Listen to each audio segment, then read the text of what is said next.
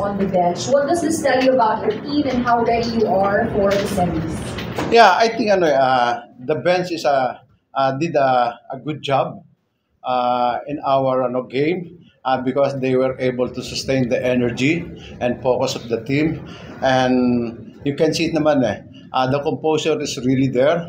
And then after leading by as many as I think 16 or 18, they cut it down to to 2 points, but were able to get back because of this team is really thinking of this playoff na we will get after ng elimination against Meralco, and it's all about pride because we know na in the last championship the All Filipino Meralco beat us, and then ayan, we redeem ourselves from that loss, and then in last conference we never get into the quarterfinals.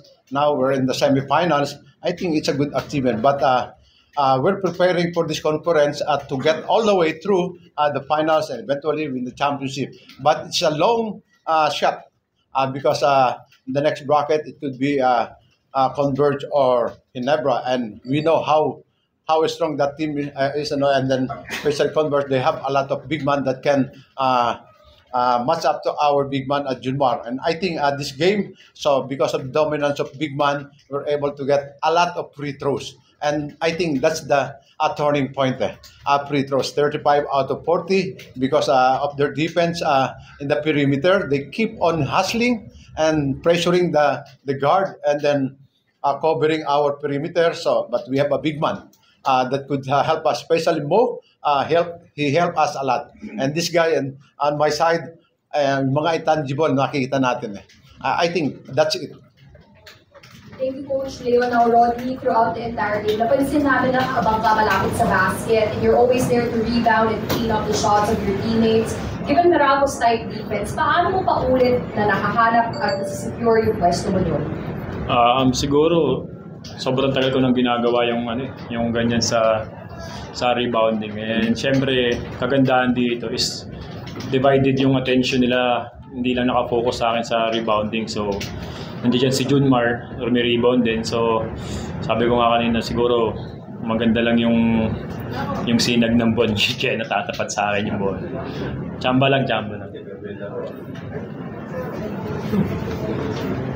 Thank you, Rodney. Now, you would like to open the floor to our friends from the press. Congratulations. Throughout the eliminations, hindi lang si Junmar o si CJ, parang understand kayo talaga nag-contribute. Makaganda yung pakiramdam na nakakontribute kayo dito sa quarterfinals, especially nung nakaabot yung Meralco third quarter, fourth quarter.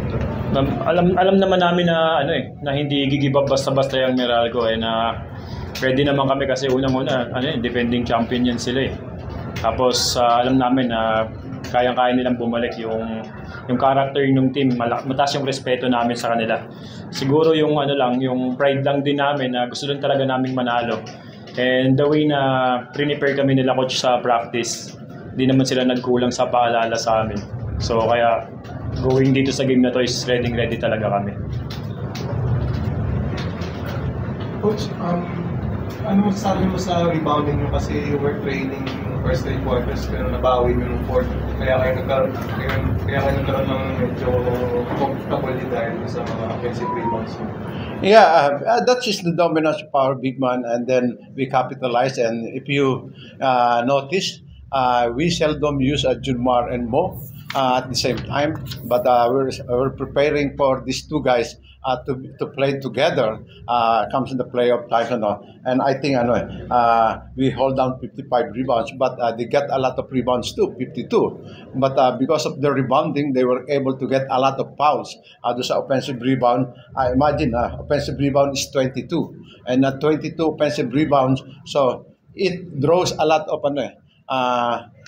fouls and then free throw. That's why our free throw is 35 out of 40, and we focus on our free throws in our practices. After ng practice namin, lagi kami may free throws dahil in the past, laging yung last 3 losses namin against Magnolia, Token Tex, at saka yung huli namin, we lost through free throws. First game namin, 7 free throws against Token Tech. We lost by 3 points. Magnolia, 3 points. And then 8 points in the last game namin. Natalo kami. And then 3 points.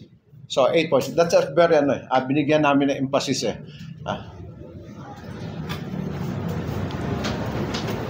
Coach, tsaka kay Rodney na rin yung question. Coach, of course, hindi pa ikaw yung coach nung dinalo kayo ng Meralco sa finals last year. Pero, satisfied ba, Coach and Rodney, na eventually kayo rin yung nag-dethrone sa kanila as Philippine Cup champion? Well, hindi namin tinitingnan yung anggalin. What we're thinking, we get into the next level of the competition, which is semifinals.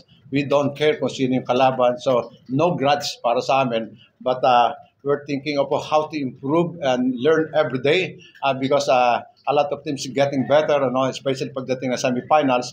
Fortunately, semifinals is a series of 7 games. But,